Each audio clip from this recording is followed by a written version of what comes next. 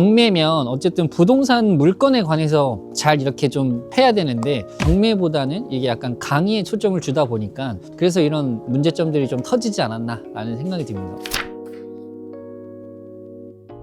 요즘에 부동산 경매 사기가 왜 이렇게 판을 치는 것 같아요? 제가 생각했을 때는 이제 저도 물론 고단가 강의를 하긴 하지만 이제 그만큼 비용을 내고 들어왔었을 때 교육생들을 잘 케어하지 못한다라는 거 하나, 질문이라든가 이런 막히는 구간이 생겼을 때 좀 빠르게 해소하지 못한다라는 거 두 번째, 저는 이 두 가지가 가장 크다라고 생각을 합니다. 왜냐면 고단가 강의를 들었을 때 그들이 낸 비용만큼 뭔가를 얻어가야 되는데, 그럼 그 얻어가려면 그 플랫폼과 그 교육하는 사람들도 열심히 노력을 해서 얻어가게끔 해야 되는 거잖아요, 그 사람들이. 근데 그런 부분이 조금 미흡하다 보니까 고단가 내는데도 불구하고 내가 좀 얻어간 게 없다라는 생각이 드니까 그런 게 결국엔 누적 되고 쌓여서 터지지 않았나 라는 생각이 들고요. 그리고 제 생각에는 또 교육을 하고 있는 강사, 교육을 하고 있는 선생님이 어느 정도는 실력이 좀 뒷받침돼야 교육생들이 난이도 있는 질문이 왔을 때도 잘 유연하게 답변할 수 있고, 또 어려운 물건을 갖고 왔을 때도 잘 해석하고 판단하면서 소통이 될 것 같은데 그런 부분이 안 되니까 그런 거 있잖아요. 교육생들이 좀 어려운 거 질문하면 아 이런 거 복잡한 거 왜 하세요? 이런 거 하지 말고 그냥 일반 물건 뭐 아파트 하세요 이렇게 말하는 경우도 있잖아요. 그래서 그런 요소들을 봤었을 때 그런 요소들이 쌓여서 터지지 않았나라는 생각이 듭니다. 강의 한번 듣고 한 번 네. 성공하고 강의를 한 사람 있는 것 같아요. 맞아요. 근데 그런 사람들의 경우에 어떻게 분간해야 돼요? 제가 볼 때는 이제 그런 것 같아요. 물론 아파트를 해서 돈을 못 번다, 뭐 빌라를 해서 돈을 못 번다 이런 취지로 얘기하는 게 아니고, 아파트를 하든 빌라든 하든 분명히 적절한 입찰가와 적절한 엑시트 전략과 구간을 짜면 그것도 그거만큼 나오는 아웃풋이 있기 때문에 돈을 벌 수 있는데요. 이제 좀 그러면 좋을 것 같아요. 내가 아파트 외에 하자 있는 물건이라든가 특수 물건을 질문을 했었을 때 거기에 대한 좀 명쾌한 답변이 없으면 이제 그부 선생님들은 아 이제 아파트나 빌라 이런 일반 유형의 물건만 주로 다뤄왔구나 라고 생각하시면 좋지 않을까라고 생각을 합니다. 왜냐면 저도 교육을 하고 있는 입장에서 뭐 A 강사는 실력이 좋고 B 강사는 실력이 안 좋다 이렇게 나누기엔 좀 애매한 것 같고요. 그냥 이 A라는 사람은 아 그냥 아파트 빌라 일반 물건만 위주로 했었구나. 근데 또 현실적으로 봤을 때 대부분 유튜브로 나오는 강사님들은 아파트 빌라가 거의 대다수이기 때문에 좀 구분하기는 힘들지 않나 라는 생각이 들고요. 좀 하자 있는 물건 뭐 특수 물건 을 질문을 해야 이제 그때 좀 나오겠죠. 사실 그 전까지는 좀 알기 어렵지 않나라는 생각이 듭니다. 그러면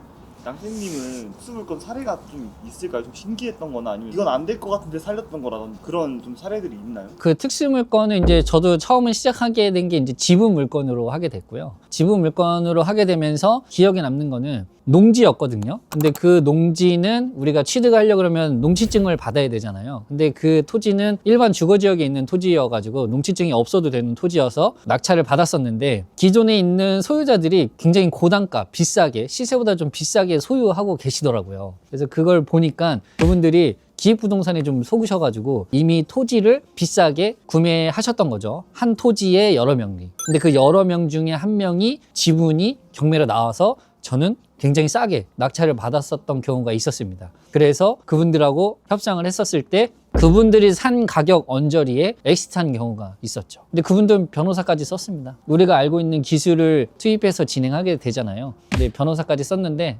결국엔 잘 협의가 됐습니다. 그걸로 수익률이 몇 퍼센트 정도 보셨나요? 그때 당시 이거는 저단가였기 때문에 뭐 300만 원 넣어가지고 1000만 원에 그때 엑시트 했습니다. 한 300, 400 이렇게 넣고 두세 배 이렇게 불리는 경우가 좀 허다한가요? 이걸 또 허다하다라고 얘기하면 전 또 허위라고 봅니다. 이거 뭐 허다하다라고 얘기하기는 어렵고, 그 물건을 검색을 하고 물건을 찾을 때 그래도 좀 협의가 될 수 있지 않을까, 또는 협의가 안 되더라도 시장 가치가 있지 않을까라는 그 요소가 들어있는 물건을 찾고 입찰하고 낙찰받는 게 더 중요하다라고 봅니다. 잘 볼 줄 아는 사람이랑 못 보는 사람이랑 거기서 레벨이 갈리겠네요. 그렇죠. 그런 요소를 이제 잘 볼 줄 아느냐 못 보느냐. 맞아요. 그럼 이번에 막 추정 60분에 경매 사기 관련된 얘기가 많이 나오잖아요. 그럼 거기 나왔던 분들은 그런 네. 게 좀 안 되는 분들이 많았겠네요.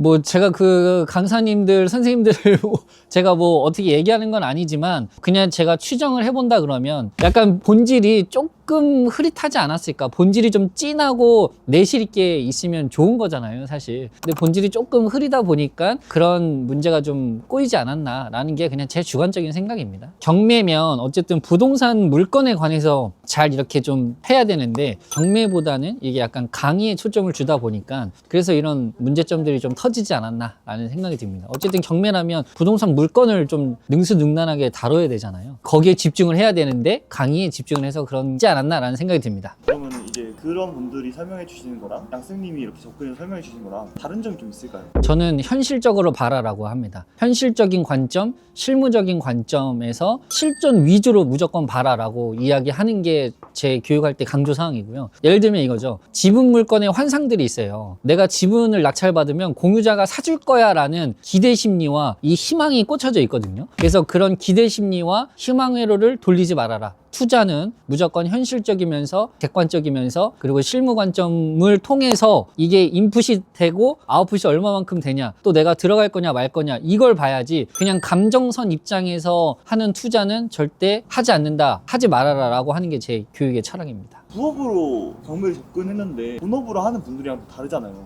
그런 부분에서 양쌤이 어떤 도움을 주실 수 있을까요? 저는 그런 것 같아요. 저만의 약간 자부심? 경매하는 플랫폼 중에서 건축사나 시공사나 디벨롭 팀이 있는 경우가 별로 없거든요. 양쌤 스쿨은 이제 이 부동산의 끝판왕인 디벨롭에 관한 분야도 좀 약간 전문성 있게 할 수 있도록 그런 라인이 구축되어 있다. 그래서 그런 부분들까지 도움을 줄 수 있다라는 게 저는 좀 장점이지 않나라는 생각이 듭니다. 아, 그러면 디벨롭 팀이 있는 강사분들이 어떻게 보면은 경매에서 하이엔드까지 할 줄 아는 사람이 그렇죠. 저는 그렇게 생각을 합니다. 네네네. 디벨롭 하시는 분들 중에 막 사기치는 사람들 많이 있겠죠, 그럼?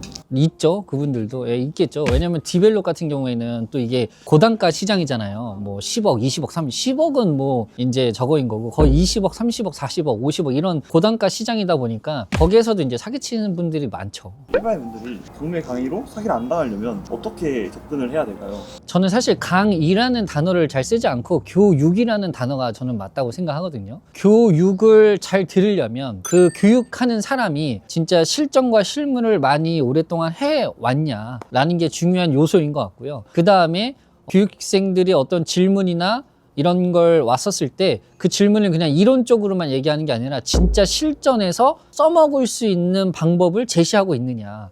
이 두 가지 요소가 저는 구분을 하는 핵심 요소이지 않을까라는 생각이 듭니다. 마지막 정리하는 말로 해주실 말 따로 있으실까요? 경매 이꼬르 돈을 번다 라는 것도 틀린 말은 아닙니다. 틀린 말은 아니지만 그러나 여러분 돈을 벌려면 자기 노력도 반드시 들어가야 돼요. 자기 노력도 들어가야 된다는 말은 뭐냐면 제 교육생들한테도 항상 하는 말이 있는데 물건은 우리가 검색하고 찾고가 끝이 아닙니다. 그죠? 물건을 검색하고 선택하고 온라인 조사하고 수익 분석하고 그 다음 오프라인 조사하고 2차 수익 분석하고 그 다음 입찰, 이 패턴, 이 루틴이 돼야 됩니다. 그래야 경매로 돈을 번다라는 결과치를 얻어가는 거지 그냥 나는 컴퓨터 앞에 앉아서 온라인으로만 경매 물건 본다고 해서 돈을 버는 게 아닙니다. 그래서 자기도 분명한 건 본인 스스로도 조사하고 탐문하고 분석하는 그 영역, 아까 얘기했죠. 물건 검색, 분석, 그다음에 현장 조사, 뭐 온라인 조사, 1차 수익 분석, 2차 수익 분석, 그리고 입찰, 그리고 낙찰되면 그 다음, 해찰되면 다시 이쪽부터. 이 루틴을 꼭 하셔야 됩니다. 이걸 하지 않으면 결과가 나올 수가 없습니다. 그렇기 때문에 꼭 본인 스스로도 어느 정도는 노력을 해야 한다라는 걸 꼭 얘기하고 싶습니다.